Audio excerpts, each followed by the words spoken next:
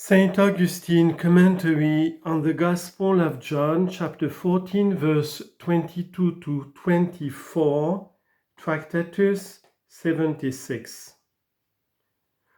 While the disciples thus question, and Jesus, their master, replies to them, we also, as it were, are learning along with them when we either read or listen to the Holy Gospel.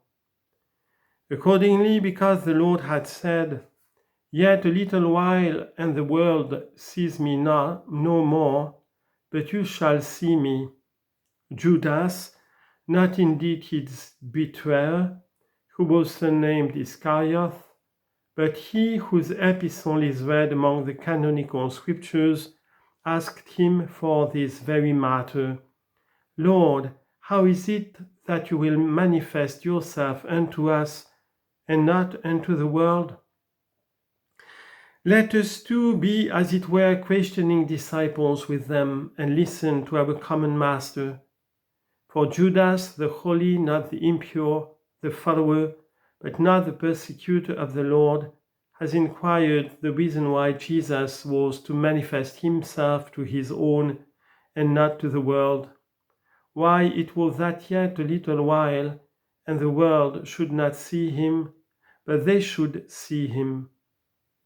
Jesus answered and said unto him, If a man love me, he will keep my word, and my Father will love him, and we will come unto him, and make our abode with him. He that loves me keeps not my saying. Here we have set forth the reason why he is to manifest himself to his own, and not to that other class whom he distinguishes by the name of the world. And such is the reason also why the one love him and the other love him not. It is the very reason whereof it is declared in the sacred psalm, Judge me, O God, and plead my cause against an unholy nation. Psalm 63, verse 1. For such as love are chosen, because they love. But those who have not love, though they speak with the tongues of men and angels, are become a sounding brass and a tinkling cymbal, and though they had the gift of prophecy, and knew all mysteries and all knowledge, and had all faith, so that they could remove mountains, they are nothing. And though they distributed all their substance, and gave their body to be burnt, it profits them nothing. 1 Corinthians chapter 13, verse 1 to 3.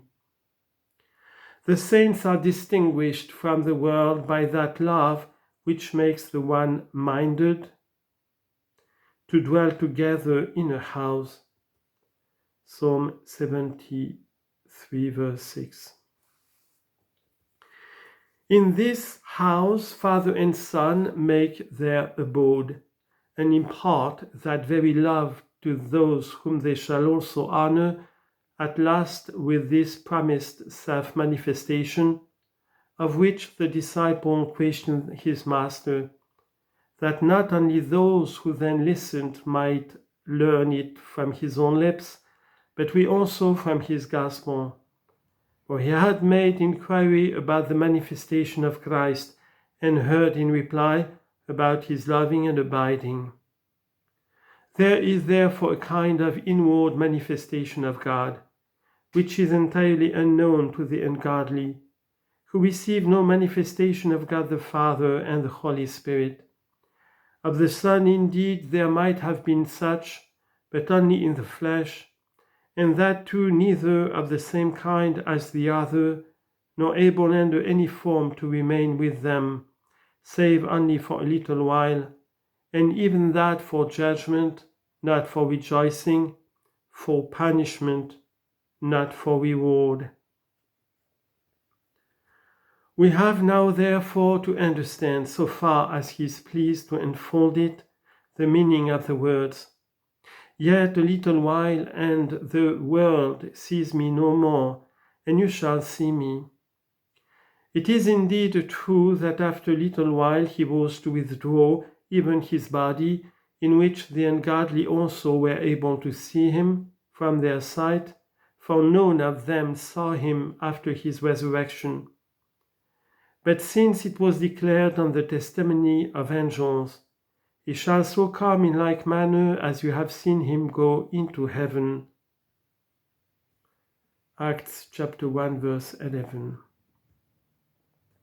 And our faith stands to this, that he will come in the same body to judge the living and the dead.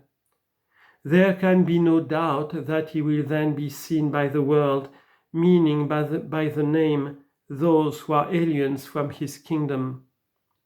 And on this account, it is far better to understand him as having intended to refer at once to that epoch, when he said, "Yet a little while, and the world sees me no more, when in the end of the world he shall be taken away from the sight of the damned, that for the future he may be seen only of those with whom, as those that love him, the Father and himself are making their abode."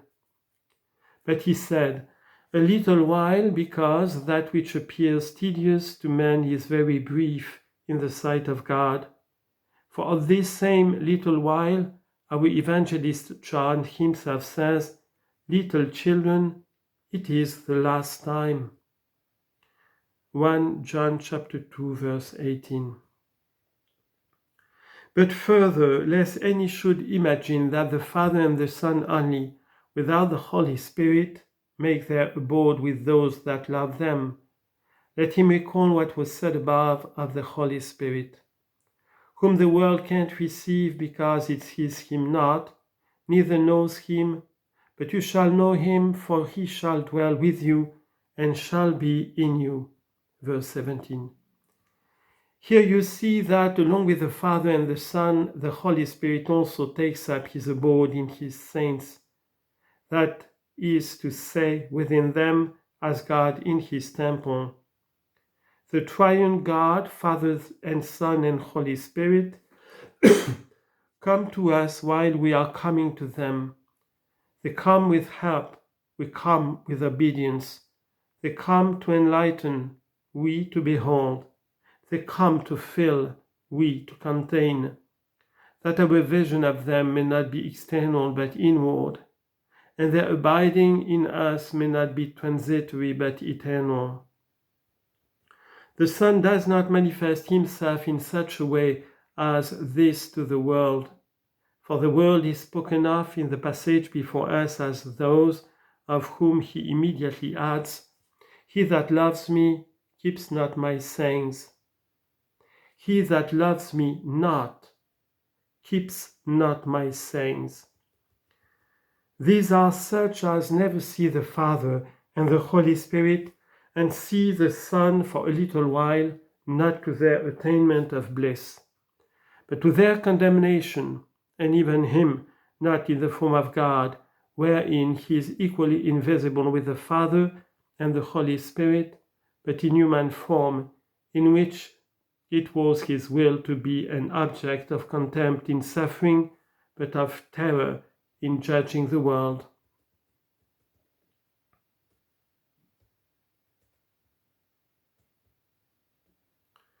But when he added, "And the saying which you have heard is not mine, but the Father's who sent me," let us not be filled with wonder or fear.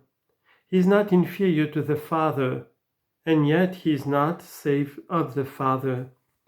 He is not unequal in himself, but he is not of himself. For it was no false word he uttered when he said, "He that loves me not keeps not my sayings." He called them, you see, his own sayings. Does he then contradict himself when he said again, "And the saying which you have heard is not mine"? And perhaps it was on account of some intended distinction that, when he said his own, he used sayings in the plural. But when he said that the saying that is the word was not his own, but the Father's, he wished it to be understood of himself. For in the beginning was the Word, and the Word was with God, and the Word was God. For as the Word, he is certainly not his own, but the Father's, just as he is not his own image, but the Father's, and is not himself his own Son, but the Father's. Rightly, therefore, does he attribute whatever he does as equal to the author of all, of whom he was this very prerogative, that he is in all respects his equal.